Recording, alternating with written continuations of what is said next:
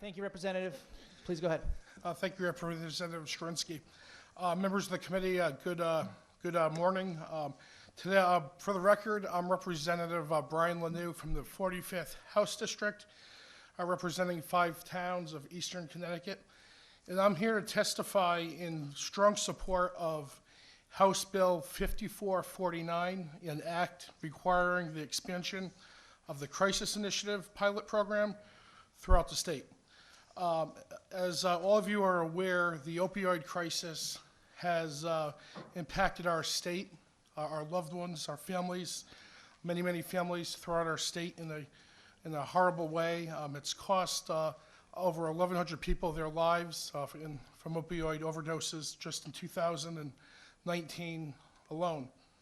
However, there's one initiative, the Crisis Pilot Initiative, which is a collaboration between our state police, local police, and the mental health community, which it attaches a mental health professional directly to the Troop E. It's a pilot program, and local departments have also latched onto it.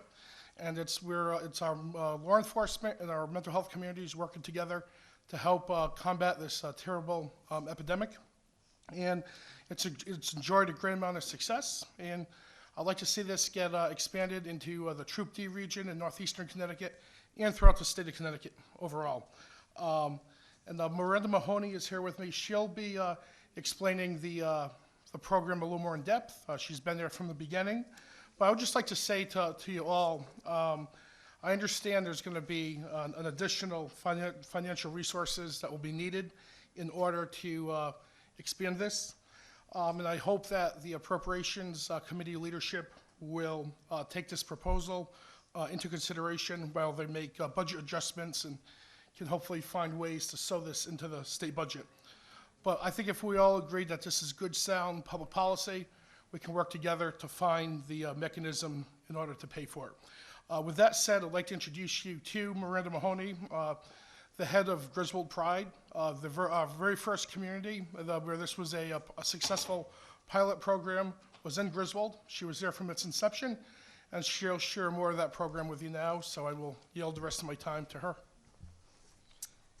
Hello, thank you. I'm the coordinator for the Drug Prevention Coalition, Griswold Pride. Work closely with the state police and the statewide narcotics task force to develop the crisis initiative. Not to interrupt, could you just restate your name just for the clerk? Sure, Miranda Mahoney from Griswold Pride. Thank you.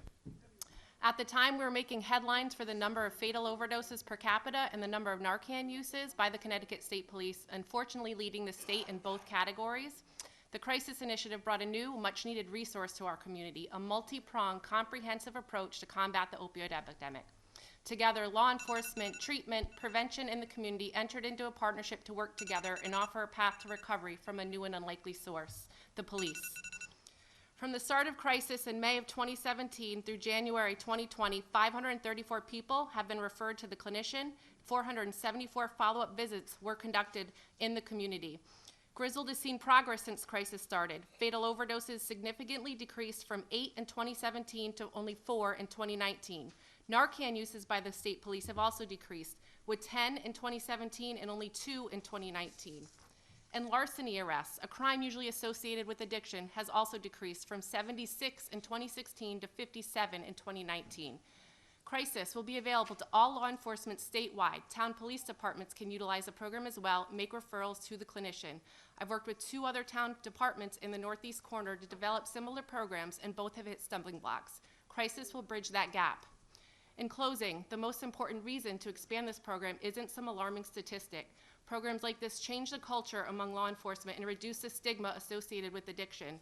We're now focusing on the disease of addiction versus the crime of addiction. This is what will ultimately increase access to treatment services. People will not be ashamed to seek the help they need. Please consider the impact that substance use disorders have on our communities, the need for the new paths to treatment and recovery, and the cultural change that Crisis Initiative brings, and expand this program statewide. Remember, everyone knows someone, loves someone, is someone, or has lost someone to the disease of addiction. Thank you.